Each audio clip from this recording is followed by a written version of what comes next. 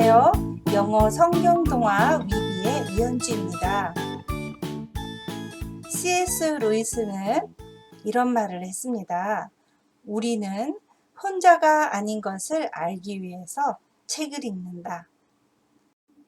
책을 읽거나 스토리를 들으면서 우리는 혼자가 아니란 걸 경험하게 됩니다. 책을 읽는 동안 위로도 받고 또 새 힘도 얻고 또 살아갈 수 있는 지혜와 용기도 얻게 되는 것 같습니다.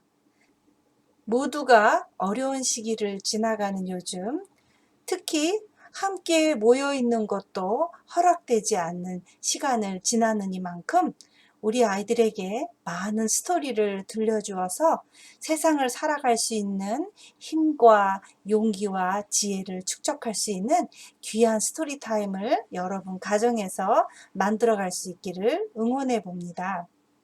오늘 여러분과 함께 나누고 싶은 성경 속 인물은 다윗입니다. 골리앗과 싸웠던 용사 다윗이 아닌 오늘은 큰 잘못을 저질렀던 다윗의 이야기를 들려드리도록 하겠습니다. David in tears. 눈물을 흘리는 다윗. There lived two men in a village. 두 사람이 한 마을에 살았어요. One was rich and the other was poor. 한 사람은 부자였고 한 사람은 가난했답니다. The rich man had many sheep and cows. Very many.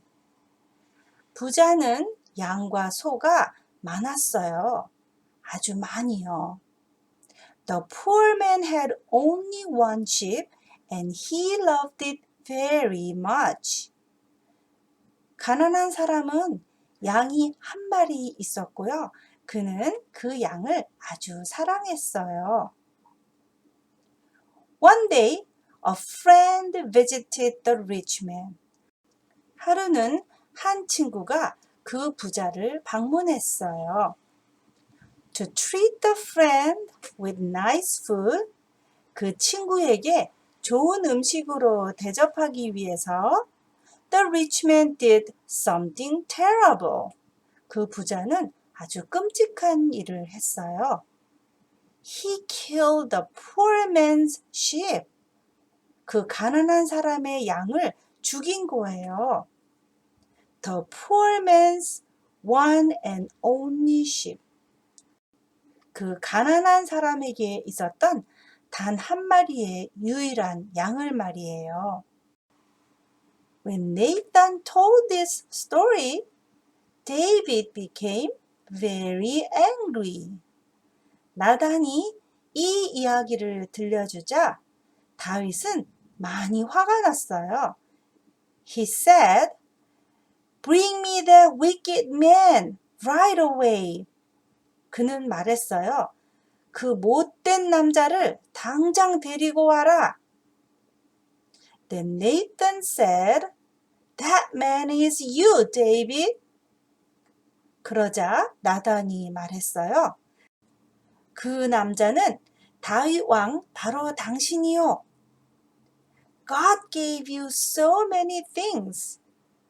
하나님은 당신에게 아주 많은 것을 주셨습니다. What more did you need? 뭐가 더 필요하셨던 거죠? You killed your man and took his wife. 당신은 당신의 부하를 죽였고 그의 아내를 빼앗았습니다. Because of this, you will suffer from wars and wives. 이 일 때문에 당신은 많은 전쟁을 치르고 많은 아내들 때문에 고생을 하게 될 것이요. And your newborn baby will die. 그리고 당신이 낳은 새 아기는 죽게 될 것입니다. When David heard this, 다윗이 그 말을 듣고 he trembled. 그는 매우 두려워했어요. David knelt down, refused to eat, and cried.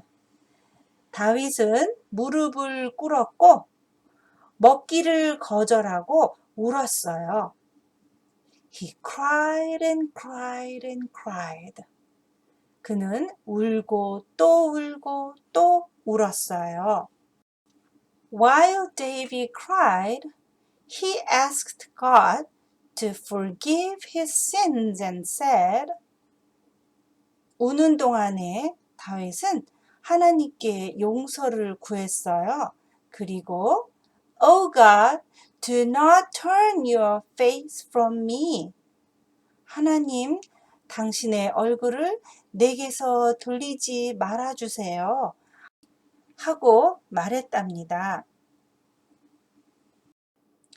다윗이 큰 실수를 하게 된 이야기는 어른들뿐 아니라 아이들에게도 큰 교훈을 주고 있습니다. 선악과를 따먹은 아담의 이야기처럼 하나님께서 우리에게 이미 풍성한 것을 주셨지만 허락하지 아니한 그 몇 가지에 더 많이 마음을 두고 집착하게 하는 인간의 본성은 다윗 왕 이야기에서도 잘 드러나고 있습니다. 우리 아이들에게도 어떻게 보면 많은 것들이 풍성하게 주어진 시대를 살고 있습니다. 특별히 물질적으로는 많은 것이 풍요로운 시대를 살고 있는 우리 아이들, 선을 그을 줄 알고 절제할 줄 알고 내 것과 남의 것을 구별할 줄 아는 절제를 배우지 못한다면 지금 가지고 있는 그 작은 문제들이 나중에 훨씬 더 큰 문제로 아이의 인생을 송두리째 흔들어 놓을 큰 문제를 만들어낼 수 있습니다. 오늘 이 다윗의 이야기와 함께 나누고 싶은 또 하나의 멋진 동화는 바로 There was an old lady who swallowed a fly라는 파리를 먹어버린 할머니에 관한 이야기입니다. 이 이야기는 nursery rhyme이기도 한데요. There was an old lady who swallowed a fly. I don't know why she swallowed a fly. Perhaps she'll die. 이렇게 동요로 부르는 노래책이기도 하거든요. 이 동요에는 할머니가 파리를 먹었습니다. 어쩌다 파리를 먹게 되었는지 모르지만 아무튼 할머니는 파리를 먹어버렸네. 저러다 죽을 거야. 할머니가 많이 당황을 했나 봅니다. 2절은 이렇게 이어지거든요. 할머니는 거미를 먹었어요. 파리를 잡아달라고 거미를 먹었어요. 어떡하죠? 할머니 저러다 죽을 것 같아요. 이렇게 이어지고요. 3절에는 또 할머니가 새를 먹었어요. 왜 먹었을까요? 새한테 어떡하니 내가 거미를 먹어버렸어. 거미 좀 잡아줘 하고 얼떨결에 너무 당황스러우니까 새를 먹어버린 거예요. 4절에는 또 그 새를 잡아달라고 고양이를 먹고요. 5절에 가서는 그 고양이 좀 잡아달라고 개를 먹어요. 그러고 나서 끝에 가면 항상 후렴이 Perhaps she'll die. 아마 저러다 죽을 거야. 계속 그렇게 노래를 불러줍니다. 그 다음 절에 가서는요. 개를 잡아달라고 소를 먹었고요. 소를 잡아달라고 말을 먹어버렸습니다. 아주 큰 말을요. 그리고 노래 가사는 이렇게 끝납니다. Of course she is dead. 당연히 그녀는 죽었습니다. 사실 좀 너무 끔찍한 동화 아니에요? 이렇게 볼 수도 있는데요. 이 동화책, 이 동요는요. 끔찍하다고 말하기에는 너무나 멋진 교훈이 숨겨져 있습니다. accidentally 파리를 먹었어요. 작은 문제가 생겼죠. 그런데 이 할머니는 그 문제를 해결하려고 하지 않고 급한 마음에 수습을 하는 거죠. 거미를 먹어버리면 파리를 잡아주겠지? 이렇게 하고는 급한 마음에 수습하다 보니까 더 큰 문제를 발생시켰고 또 그걸 또 급하게 또 수습하다 보니까 또 더 큰 문제가 그러다 죽을 수도 있는데 죽는 줄도 모르고 일을 점점 키우게 된 거죠. 그래서 결국은 죽음을 맞이하게 된 아주 큰 교훈이 담겨 있는 스토리입니다. 여러분은 이 스토리를 들으면서 무슨 생각을 하게 되시나요? 실수든 잘못한 것이든 우리 앞에 작은 문제들이 생길 수 있습니다. 이럴 때 순간만 모면하기 위해서 해결이 아닌 수습을 선택하다 보면 작은 거짓말이 점점 큰 거짓말이 되고 작은 실수가 더 큰 실수를 낳아서 결국은 우리를 파멸로 이끌 수 있는 큰 교훈을 There wasn't a lady who swallowed a fly는 전해주고 있습니다.